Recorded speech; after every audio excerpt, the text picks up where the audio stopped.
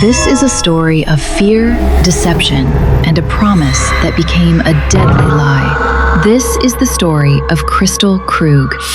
In December 2023, a mother of 3 was found dead in her garage. But the horror didn't begin that morning.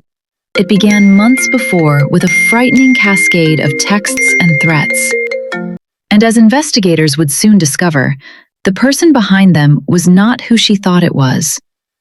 Kristil Krug was a 44-year-old biochemical engineer living in Broomfield, Colorado. She was smart, creative, and loved the arts, including dance. She was also a devoted mother to her 3 children.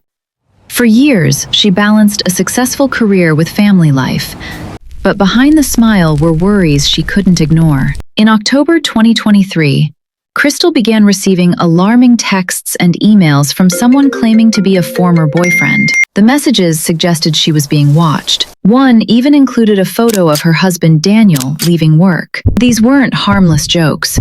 They were detailed, personal, and terrifying. The sender claimed to be someone from Kristil's past and seemed to know her life intimately. Kristil reported these to police, detailing her fears that someone was stalking her, but the investigation would struggle to find a source for the messages in time. Unknown to Kristil, the stalker was not an ex-boyfriend at all. It was her own husband, Daniel.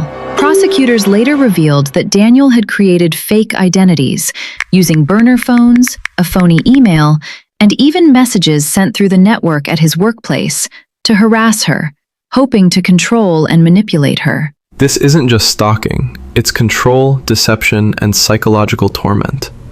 As Kristil became more afraid, she started carrying a firearm and documenting every message she received. On December 14, 2023, Kristil dropped 2 of her children off at school and returned home. It would be the last time she'd be seen alive. Shortly thereafter, she was ambushed in the garage, struck in the head and stabbed in her heart. Police found her unconscious. She was pronounced dead shortly after. Daniel had called for a welfare check, but as investigators dug deeper, the story began to unravel. In April 2025, the trial began. The prosecution presented digital evidence showing Daniel's elaborate plan: fake messages, computer IP logs, and terrifying internet searches from the day before the murder about knocking someone unconscious. The defense countered that there was no direct physical evidence tying him to the act of killing, noting no DNA or blood was found on his clothing or car. But jurors were convinced by the pattern of deception and motive. Daniel was convicted of first-degree murder, stalking, and criminal impersonation. He was sentenced to life in prison without parole, with an additional 9.5 years for the other convictions. The Krug children are now being raised by extended family. Friends and relatives remember Kristil as a vibrant woman with so much life ahead of her.